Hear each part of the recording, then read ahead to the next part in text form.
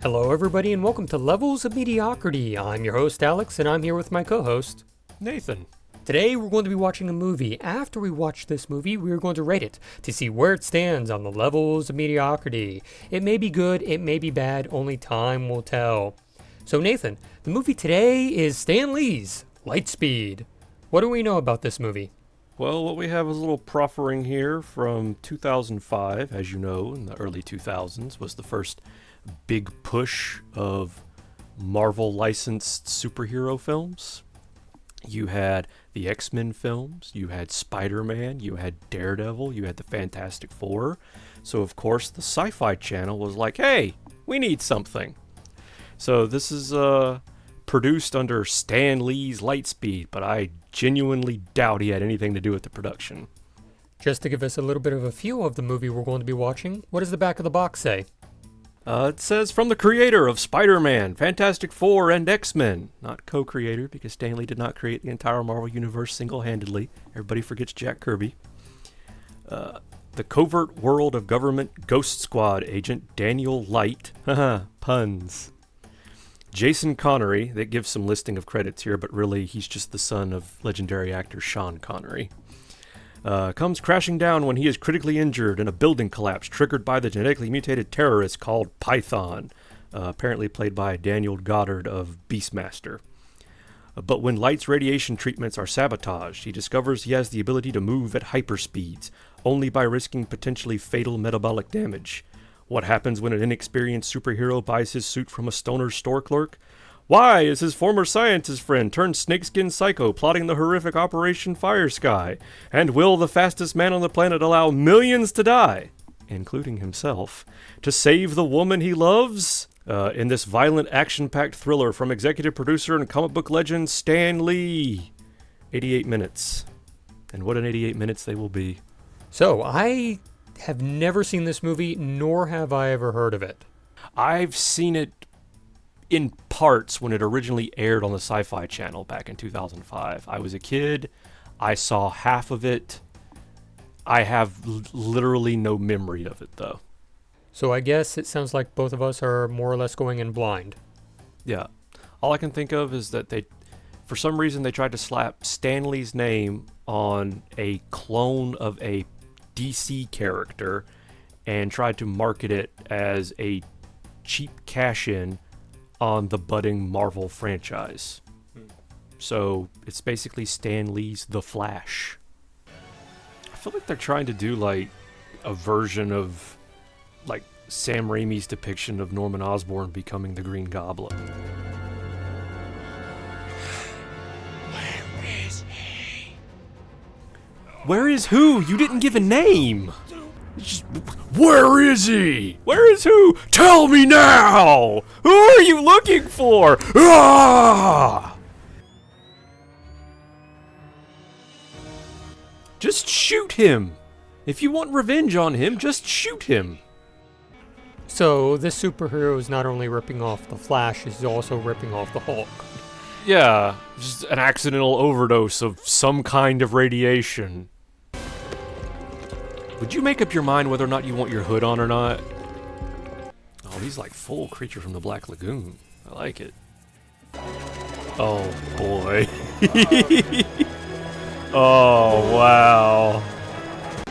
I know this is supposed to be like the epic hero testing his powers moment, but I feel nothing. It's always a convenience store is the first crime. When has there ever been this response this quickly with this much firepower to a convenience store robbery?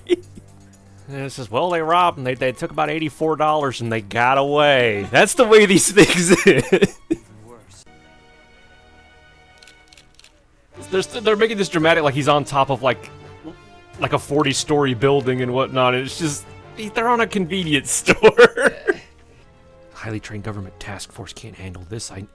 They need someone in spandex. Time to die!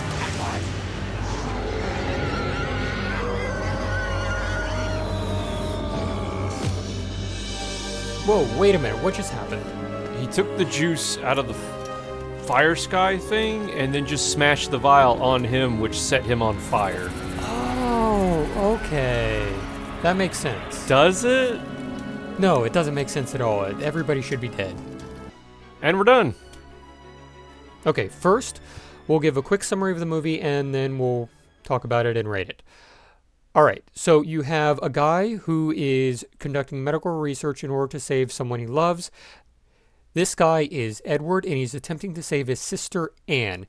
He becomes our antagonist, Python, after surviving a laboratory accident, with his medical research.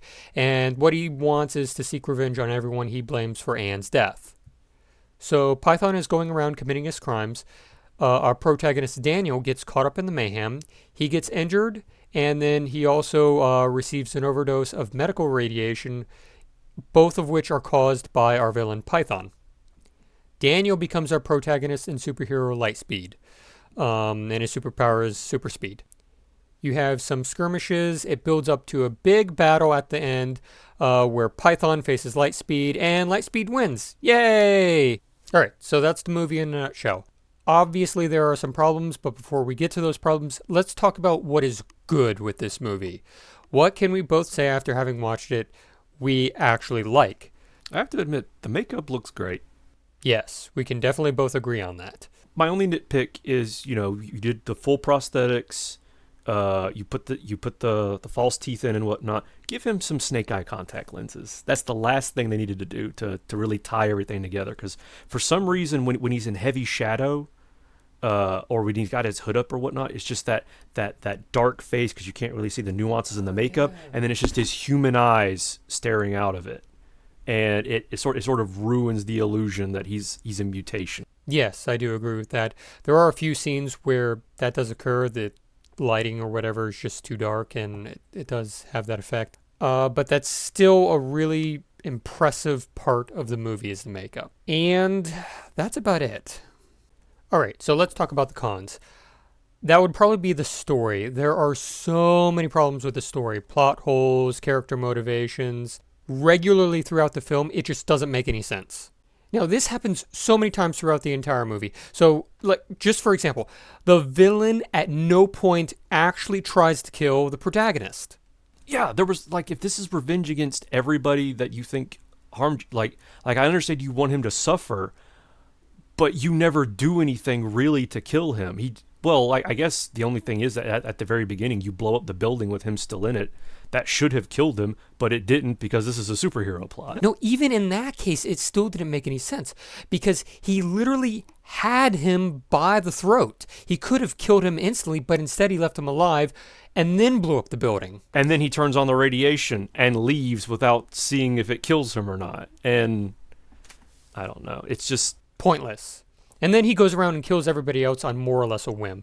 So he kills members of his own team. He kills innocent bystanders. But when it comes to the people who are important to the actual plot of the story, he just leaves them alive arbitrarily. What I just watched and how I feel afterwards is like a salad that consists solely of lettuce. Yes, I technically ate something, but I don't feel like I consumed anything. Yeah, that's probably a good way of putting it. Now, it wasn't horrendous, though. No, it wasn't painful to sit through. It was awkward and confusing. There's no connective tissue. This was a trope bucket. So this is a made-for-TV movie. I think that it works in that capacity. It doesn't work in an actual movie setting, but for a made-for-TV movie, this does the job. Thinking about it, you come home and you're tired and you just want to turn off your brain for what? It's a 88-minute movie, so maybe a total of 2 hours, the movie plus the commercials. That makes sense, and I can see that. In the era before we were inundated with superhero stuff, where superhero stuff became the norm, and you were starved for any live-action superhero content, I may have given this more of a pass back in the day, but now compared to everything we see, compared to the Flash on CW, or like any other superhero TV show or movie, or even things people do on their own and post to YouTube now feel more polished than this. All right, that's basically our assessment for this movie. How are we going to rate this on the scales of mediocrity? Nathan, would you do the honors? I'll give it 2 super juices. Oh, that's right. We didn't even cover some of the more minor aspects of the plot. Like, for example, the super juices, which is medicine to protect Daniel from metabolic damage, or other things like when Daniel's girlfriend got kidnapped by Python, or at the very end when Tanner, who betrayed the good guys, just kind of escaped. I guess they left it on a cliffhanger. Tanner's in the wind. I guess they might have been setting up for a sequel. No!